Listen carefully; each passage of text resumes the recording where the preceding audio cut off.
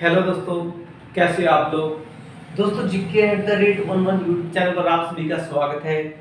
दोस्तों आज के लेक्चर में हम पाल वंश के बारे में पढ़ेंगे। भाई पाल वंश मध्यकालीन भारत का सबसे शक्तिशाली वंश बताया गया है। ठीक है, इस वंश के अंदर बताया गया कि भाई 19 राजा हुए हैं और ये सभी 19 के 19 राजा हिंदू राजा हुए हैं और इन्होंने सब क्या किया है, इन्होंने सबको बौद्ध धर्म को सपोर्ट किया है।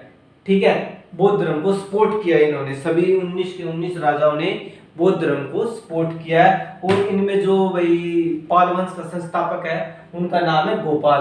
बात करते भाई इसकी स्थापना कैसे हुई, पाल वंश की स्थापना कैसे हुई। आप सभी को पता है भाई, जब भी कोई बड़ी महाशक्ति है उसका विनाश होता है तो उसके टाइम पे क्या होता है, बाद में छोटी छोटी शक्तियां उभर कर आती हैं और वो बड़ी महाशक्ति का रूप ले लेती हैं।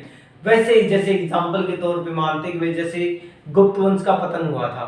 गुप्त वंश के पतन होने के बाद छोटी छोटी शक्तियों के रूप में उभर कर आए थे मालवा वंश, मोखरी वंश और वर्धन वंश। लेकिन जो बड़ी महाशक्ति बनी थी वो बना था वर्धन वंश।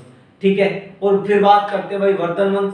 वर्धन वंश में यानी जो हर्षवर्धन है उसने क्या किया, उसने गौड़ नरेश शशांक, ठीक है, शशांक को पराजित कर दिया। ठीक है, शशांक कौन था, गौड़ नरेश था, गौड़ का राजा था। ठीक है भाई, इसने क्या किया था, इसने इसके भाई को जान से मार दिया था। किसको, राज्यवर्धन को, यानी हर्षवर्धन का जो बड़ा भाई था उसकी मौत का जिम्मेदार कौन था, गौड़ नरेश शशांक। ठीक है, हर्षवर्धन ने क्या किया, शशांक को पराजित कर दिया। तो बंगाल में क्या हुआ, भाई बंगाल में फिर अराजकता फैल गई। ठीक है, तब वहां के जो लोग थे, वहां के जो सामंत थे, उन्होंने ध्यान में रखते हुए क्या किया, एक गडरिये को वहां का राजा बना दिया। और उस गडरिये का नाम क्या था, उस गडरिये का नाम था गोपाल। ठीक है, और गोपाल ने वहां पे पाल वंश की स्थापना कर दी। ठीक है भाई, गोपाल ने वहां पे पाल वंश की स्थापना कर दी। और गोपाल एक हिंदू राजा था। और जैसे कि भाई पाल वंश में बताया गया है 19 राजा हुए हैं और 19 के 19 राजाओं ने क्या किया भाई, बौद्ध धर्म को सपोर्ट किया है। ठीक है भाई, गोपाल को इस वंश का पहला शासक बताया गया है। गोपाल एक शक्तिशाली शासक था और इसका जो पुत्र था दूसरा धर्मपाल, उसको भी इस वंश का बहुत शक्तिशाली राजा बताया गया है। गोपाल ने एक विश्वविद्यालय की स्थापना भी करवाई थी ओदंतपुरी, ओदंतपुरी में।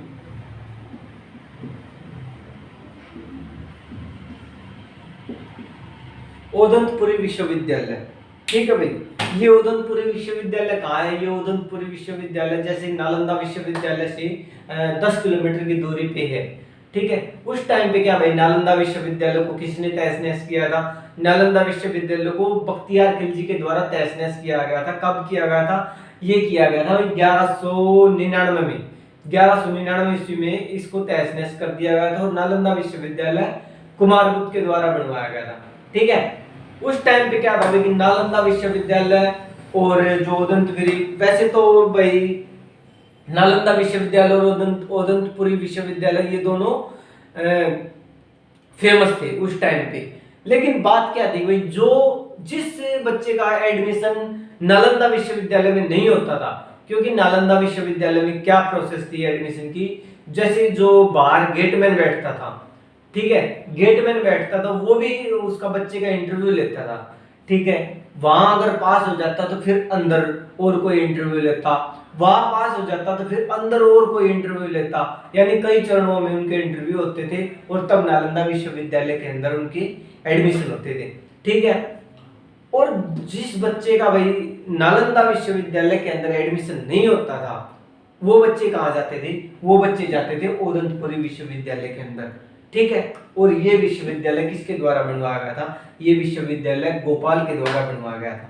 ठीक है भाई, गोपाल के द्वारा बनवाया गया था और इस विश्वविद्यालय के अंदर भी बौद्ध धर्म की शिक्षा दी जाती थी। इस विश्वविद्यालय और जो नालंदा विश्वविद्यालय के अंदर एक डिफरेंस और है, नालंदा विश्वविद्यालय को राजाओं ने सपोर्ट किया था भाई। ठीक है, यानी उनकी जो बागडोर थी वो राजाओं के हाथ में थी, और जो ओदंतपुरी विश्वविद्यालय था इसकी जो बागडोर थी, यानी इसके जो कर्ता धर्ता थे वो कौन थे, वो वहां के बौद्ध भिक्षु थे। ठीक है, और जो बख्तियार खिलजी था, बख्तियार खिलजी 1193 में आया था भारत में और उसने क्या किया था भाई, भारत में आते ही यानी 4 साल बाद उदंतपुरी विश्वविद्यालय को तहस नहस कर दिया। और उसके 2 साल बाद यानी 1197 में उदंतपुरी विश्वविद्यालय को तहस नहस कर दिया। और 1199 के अंदर उसने नालंदा विश्वविद्यालय को तहस नहस कर दिया, उसकी लाइब्रेरी को जला दिया। भाई उसने क्यों जला दिया? उसने इसलिए जला दिया, नालंदा विश्वविद्यालय को उसने इसलिए जला दिया क्योंकि भाई एक बार वो बीमार हो गया था, और बीमार होने के बाद भाई उसके जितने भी हकीम थे, उसके वैद्य थे, उनसे वो ठीक नहीं हुआ। फिर किसी ने बताया कि भाई आप नालंदा विश्वविद्यालय के अंदर जाओ। नालंदा विश्वविद्यालय के अंदर उस टाइम पे जो आचार्य थे उनका नाम था श्री राहुल। ठीक है, तो श्री राहुल ने क्या किया भाई, श्री राहुल ने उनका भाई इलाज कर दिया, उनको ठीक कर दिया। ठीक है, उनको ठीक कर दिया, एक कुरान की वजह से, एक पुस्तक की जरूरत से उसको ठीक कर दिया। तो ये बात उसको पसंद नहीं आई बख्तियार खिलजी को कि भाई ये भारतीय लोग मेरे को ठीक कर दिया इन्होंने, कि भाई इनके पास तो बहुत सारा ज्ञान है, अगर ये विश्वविद्यालय ऐसे ही चलता गया तो ये बहुत आगे तक निकल जाएंगे। और ऐसी जलस से के कारण बख्तियार खिलजी ने 1199 के अंदर नालंदा विश्वविद्यालय में आग लगा दी, और वहां पे जो लाइब्रेरी थी उस लाइब्रेरी में भी आग लगा दी। ठीक है भाई, ये 1199 के अंदर नालंदा विश्वविद्यालय को उसने जला दिया।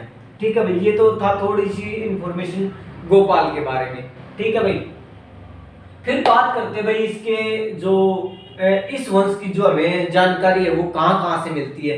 इस वंश की जानकारी हमें जैसे ऐतिहासिक स्रोत और साहित्यिक स्रोत से इसकी जानकारी हमें मिलती है। ठीक है, ऐतिहासिक स्रोतों के अंदर सबसे पहले बात करेंगे हम खलीमपुर के अभिलेख से। ठीक है, खलीमपुर का अभिलेख ये कहाँ पे है? ये है पश्चिम बंगाल में, पश्चिम बंगाल के मालदा जिले में। ठीक है, पश्चिम बंगाल के मालदा जिले में है। ठीक है, इस अभिलेख में क्या बताया गया है? इस अभिलेख में बताया गया, इसमें गोपाल के बारे में इंफॉर्मेशन दी गई है। इसमें गोपाल को एक क्षत्रिय बताया गया, और लेकिन कुछ इतिहासकार ये भी बताते हैं कि भाई गोपाल क्षत्रिय नहीं है। ठीक है, कुछ इतिहासकार ये बताते हैं कि भाई गोपाल एक क्षत्रिय है। ठीक है, यही इंफॉर्मेशन मिलती है। और एक और इंफॉर्मेशन मिलती है भाई, ये अभिलेख ये भी इंफॉर्मेशन देता है कि भाई जो गोपाल है, गोपाल ने राज अपना कैसे किया, कैसे युद्ध लड़े। ठीक है, इसका भाई जितना भी जो कुछ इसका विवरण है वो सारा विवरण इस अभिलेख के अंदर मिलता है। ठीक है भाई, दूसरा अभिलेख है मुंगेर का अभिलेख। ठीक है, मुंगेर का अभिलेख ये कहाँ पे है? ये बिहार के अंदर है। ठीक है, मुंगेर का अभिलेख बिहार के अंदर है। और ये भाई जैसे बताया जाता है कि भाई जो माता सीता थी उन्होंने क्या किया भाई, जब राम ने अग्नि परीक्षा ली थी उनकी, तो सीता ने क्या किया भाई, अग्नि परीक्षा देने के बाद यहाँ पे एक कुंड है मुंगेर में एक कुंड है गंगा नदी के अंदर। ठीक है, एक कुंड है वहां पे मुंगेर में, गंगा नदी बता रहा हूं मैं, मुंगेर के अंदर एक कुंड है। और उस कुंड में क्या किया भाई कि जो उसके अंदर स्नान किया था, जैसे अग्नि परीक्षा दी उसके बाद इसने स्नान किया था वहां पे। ठीक है,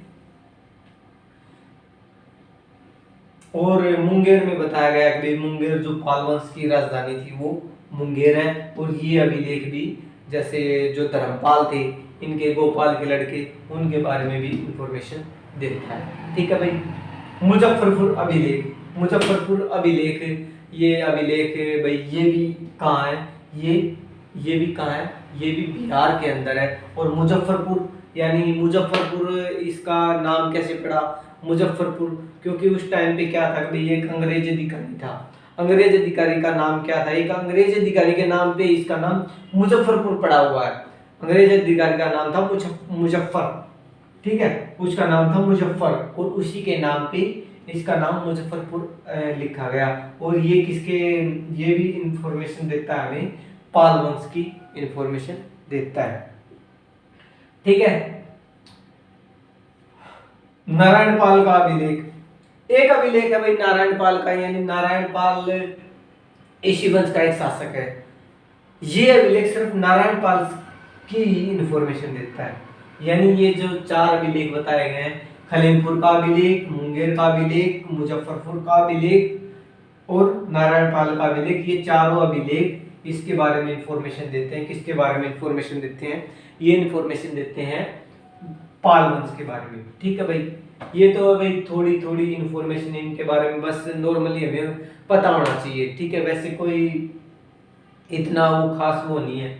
जैसे साहित्यिक स्रोत, साहित्यिक स्रोत में क्या है भाई, जो अरबी यात्री सुलेमान, एक अरब देश से आया था भाई एक यात्री जिसका नाम था सुलेमान। वो लगभग उसने अपनी यात्रा विवरण लिखा था 857 ईस्वी में। 857 ईस्वी में उसने अपना यात्रा विवरण लिखा था, वो आया था। उसकी एक किताब थी सिलसिलियुत तुवारिक। अरबी यात्री था सुलेमान, उसकी एक किताब थी जिसका नाम था सिलसिलियुत तुवारिक। ठीक है भाई, और इस किताब के अंदर इसने लिखा था पाल वंश के बारे में लिखा था, इसने प्रतिहार वंश के बारे में लिखा था और राष्ट्रकूट वंश के बारे में लिखा था। और सुलेमान ने एक बात और लिखी थी भाई, अरबी यात्री जो सुलेमान था इसने एक बात और लिखी थी, इसने राष्ट्रकूट वंश का जो राजा था बल्लर,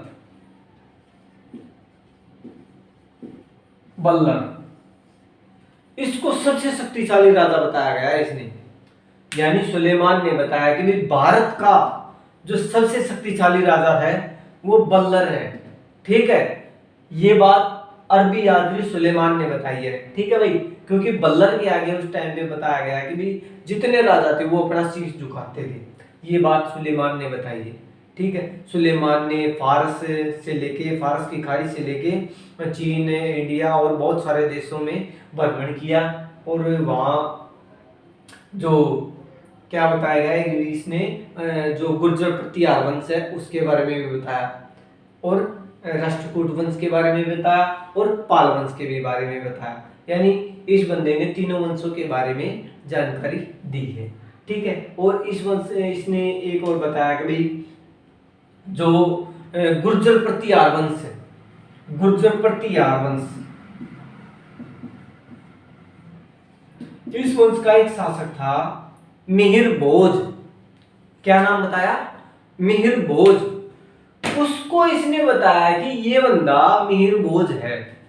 वैसे तारीफ भी की उस बंदे की इसने, मिहिर भोज की सुलेमान ने तारीफ भी की कि भाई ये बंदा बहुत शक्तिशाली राजा है।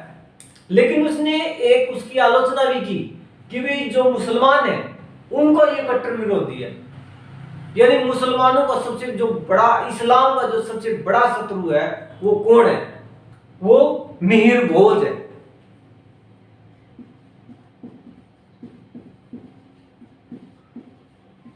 ये बात किसने बताई?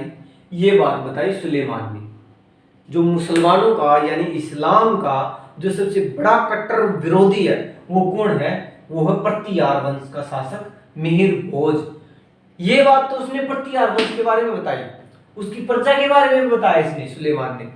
और जो राष्ट्रकूट वंश था उसके बारे में बताया। उसके बारे में किस राजा के बारे में बताया? बल्लर के बारे में। अब आप सोच रहे होंगे ये बल्लर कौन है? ठीक है, इनका नाम था बल्लभ देव। बल्लभ देव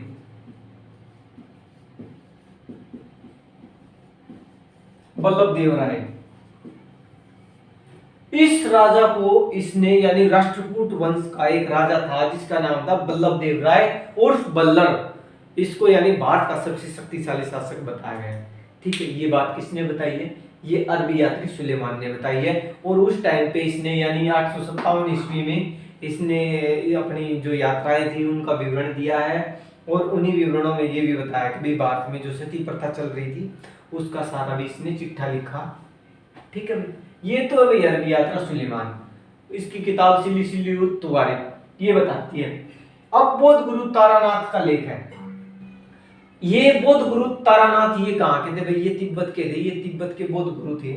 इन्होंने क्या बताया? इन्होंने बताया कि भाई जो गोपाल है, गोपाल है, इसने शासन कब तक किया था? इसने किया था भाई 750 से लेके 770, 750 से लेके 770 तक इसने राज किया था। और इस इनका जो जन्म हुआ था वो कहाँ हुआ था? वो हुआ था बांग्लादेश के बोगरा जिले में। ठीक है, ये बात किसने बताई है? बौद्ध गुरु तारानाथ ने बताई है। और बौद्ध गुरु तारानाथ गोपाल से रिलेटेड इसने सारी इंफॉर्मेशन दी है भाई, कैसे गोपाल ने युद्ध लड़े और भाई उसके जितने जो संतान हैं उनके बारे में बताया। ठीक है भाई, और ऋषि ने ये बात बताई थी कि भाई ये एक इनका जो जन्म हुआ था वो क्षत्रिय कुल में हुआ था, लेकिन कुछ इतिहासकार ये मानते हैं कि भाई ये क्षत्रिय है ही नहीं, ये एक बंदा गडरिया है। ठीक है। कवि शोडठल की उदय सुंदरी कथा, भाई ये कवि थे। ठीक है।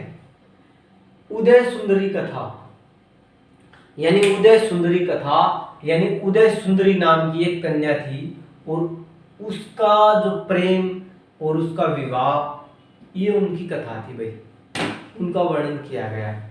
ठीक है। और इसमें इसने भाई पाल वंश के बारे में बताया है। ठीक है। जो देवपाल है उनके बारे में इंफॉर्मेशन मिलती है, पाल वंश के शासकों के बारे में भी इंफॉर्मेशन मिलती है इसके बारे में, इस उदय सुंदरी कथा के अंदर। ठीक है। संध्याकर नंदी की रामपाल चरित, भाई संध्याकर नंदी ये राइटर है, इनकी एक पुस्तक थी रामपाल चरित। रामपाल, संत रामपाल जी महाराज ये हिसार वाले नहीं है भाई, ये रामपाल महाराज नहीं है, ये पाल वंश के शासक है। ठीक है भाई। रामपाल चरित यानी रामपाल, इनका भी क्या है, गोपाल, देवपाल, जयपाल, उदयपाल, श्याम नारायण पाल, नारायण पाल, रामपाल, इस तरीके के 19 राजा हुए हैं। ठीक है। जयपाल, देवपाल, 19 राजा हुए हैं, और उन्हीं में से एक राजा है रामपाल। उसके बारे में इंफॉर्मेशन संध्याकर नंदी की बुक से मिलती है, जो कि क्या है, रामपाल चरित। ठीक है भाई। आज के लिए यही पढ़ते हैं भाई, और जितना पाल वंश, वैसे तो देखा जाए तो भाई पाल वंश बहुत छोटा है, लेकिन भाई जब भी इंफॉर्मेशन ले तो भाई थोड़ी सी डीपली जाओ। ठीक है। अगर किसी के अंदर हम डीपली इंफॉर्मेशन लेंगे तो भाई कुछ हमें एक्स्ट्रा नॉलेज मिलेगी। ठीक है भाई। ऐतिहासिक स्रोत और साहित्यिक स्रोत, यानी खलीमपुर का लेख ये कहाँ पे है, ये पश्चिम बंगाल में है। मुंगेर का अभिलेख ये बिहार में है। मुजफ्फर का अभिलेख ये भी बिहार में है। ठीक है। मुंगेर का अभिलेख, मुंगेर में बताया गया कि भी जो मीर कासिम थे, बंगाल के अंतिम नवाब मीर कासिम, उनका किला भी यहीं पे है, उनका किला भी यहीं पे बताया गया है। ठीक है भाई। और जो गोपाल था, इसने शासन कब तक किया है, इसने 750 से लेके 770 तक राज किया। ठीक है भाई। हमने उदंतपुरी विश्वविद्यालय के बारे में पढ़ लिया, नालंदा विश्वविद्यालय के बारे में पढ़ लिया, प्रतिहार वंश का एक शासक था। हाँ, ये बात मैं दोबारा बताना चाह रहा हूँ, जो अरबी यात्री सुलेमान था, इस बंदे ने तीनों वंशों के बारे में जानकारी दी है। अगर कभी आ जाए भाई, सुलेमान ने किसके, यानी इसने राष्ट्रकूट वंश के बारे में भी जानकारी दी है। राष्ट्रकूट वंश में कौन सा राजा था, बल्लभ देव राय यानी बल्लभ। ठीक है। और प्रतिहार वंश के बारे में भी जानकारी दी है, यानी ये तो हो गया शक्तिशाली राजा। और जो प्रतिहार वंश, वैसे शक्तिशाली राजा ये भी था, लेकिन इसने इसके ऊपर ये बात टिप्पणी की है कि भाई जो इस्लाम का जो सबसे बड़ा जो कट्टर विरोधी है वो कौन है, प्रतिहार वंश का शासक कौन था, मिहिर भोज। ठीक है। और इसने पाल शासक देवपाल, धर्मपाल के बारे में इंफॉर्मेशन दी। ठीक है भाई। ठीक है भाई।